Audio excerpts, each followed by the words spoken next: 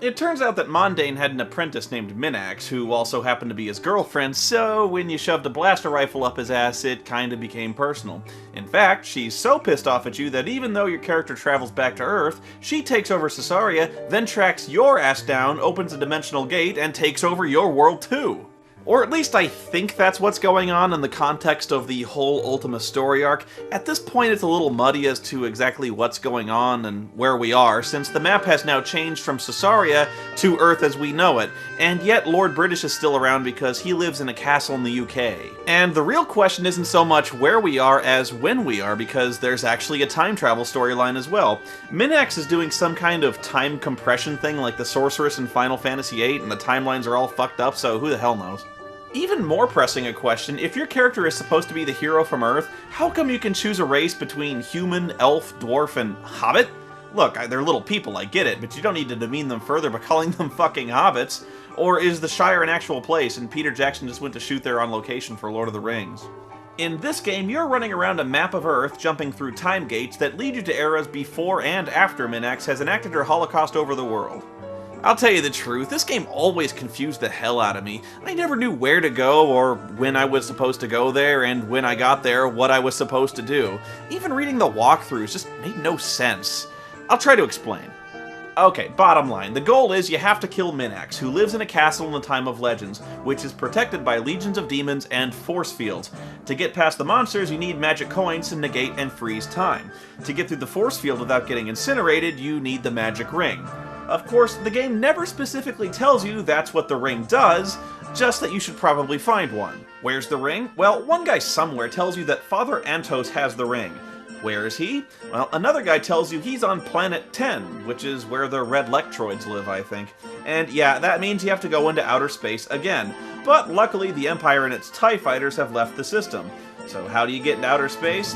Unfortunately, all the spaceship dealers were wiped out in the apocalypse, so the only rockets you can find belong to the remnants of the Soviet Union. You have to sneak past the KGB, break into their test launch facility, hijack a rocket, and blast off! Oh, and I hope you're wearing power armor or you'll just die. You can actually visit every planet in the solar system by consulting the star map in the instruction book and setting the proper Xeno, Yakko, and Zabo coordinates. What are you laughing at? This is hard science, people! But really, there's not much to see, even if you're willing to blow through the trilithium fuel and risk crashing your ship every time you land. Nobody has anything important to say. Like, one chick on Mars threatens to blast you if you go into a store, and doesn't. And another guy on Jupiter asks you where he can find a duck. At this hour? I also probed Uranus, which is big and swampy and full of craters, but is otherwise uninteresting. Actually, there's only one town there called New Jester, but for the life of me I couldn't figure out why. But if I were to guess, I'd say it's where all the jesters of the world were exiled for making endless Uranus jokes. Anyway, you have to explore to find Planet 10, which is at the coordinates 999, poke around there, get drunk at Ozzy's place, and finally find Father Antos hanging out in some kitchen who says, "You have earned my blessing, return and claim the ring!" But of course he never explains what the ring does, or where to return to claim it. It turns out you have to go to New San Antonio and find some guy hanging out under a tree who says, "I'm an old man," and then you have to use a special undocumented keyboard action to offer him 500 gold pieces, and then he gives you the ring. What the fuck? How am I supposed to know that? I must have seen every single line of dialogue in this game, and I don't think there's a single person here who explains this. This guy certainly doesn't help. He doesn't even say he has the ring. He just says he's an old man. Why would I spontaneously shove a sack of 500 gold pieces into his hand? And yes, you actually have to go to Planet 10 to get Antos' blessing, or the old guy won't give you the ring. Oh, he'll take your money, but he won't give you the ring? How the fuck does this guy know? Does Antos update his fucking Facebook or something? Why does this random old guy sitting under a tree have a magic force field nullifying ring? Why does nobody explain anything in this fucking game? I don't know, but New San Antonio is a weird town anyway. While you're there, you can find a building called the Hotel California. Yes, the Hotel California, which is in San Antonio, Texas. Be prepared to come back here a lot, because there's a guy in the hotel who, if you offer him $100, will either say thank you or alakazam. And if he says alakazam, he just randomly raised one of your character attributes by 4 points. How? Why? I don't know. But it's $100. This is the only way I ever found to level my stats up, and you need to do this because it seems like you're never able to equip new items because you're either not strong or agile enough. You'll blow all your money on a phaser and power armor only to be told your attributes suck too much to use them. So basically you spend the entire game grinding out gold pieces.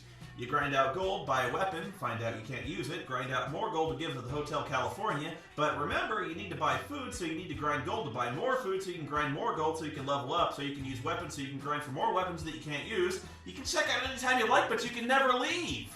Anyway, you do all that, go to the Time of Legends, and surprise, you find out that many of the demons around Minax's fortress are not only badass, but some are invincible. It even says so in the book. Trust me, you can stab him with your steely knife, but you just can't kill the beast. You have to freeze time using magic coins, get into the fortress, and attack Minax. Oh, but wait, I forgot to tell you, there's only one weapon in the entire world that can actually hurt Minax, called the Quicksword. Okay, actually, maybe I didn't forget to tell you because the entire fucking game forgets to tell you because I don't think there's a single solitary person in the entire world who decide they might want to mention this little factoid. How the fuck are you supposed to figure this out before the internet and you can find walkthroughs online? I'm serious. Nobody tells you what this sword is, what it does, or where to find it. It turns out there's some guy in a prison cell you have to break into, pay him a ton of money, and he just sells you the sword. And don't even ask me how a guy gets locked in a prison cell with his magic sword, and why he's so eager to sell it for gold pieces when you just broke him out of jail.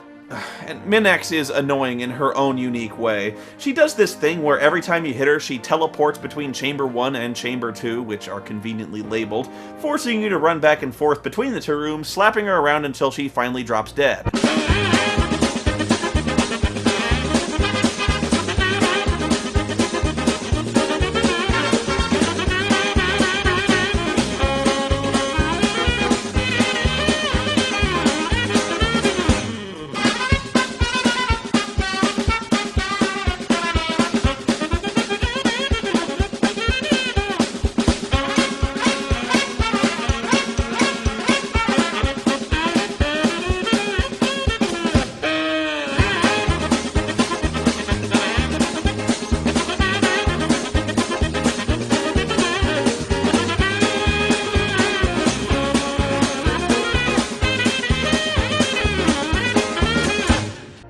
I was just a kid when I played this, so you can imagine how over my head all this was.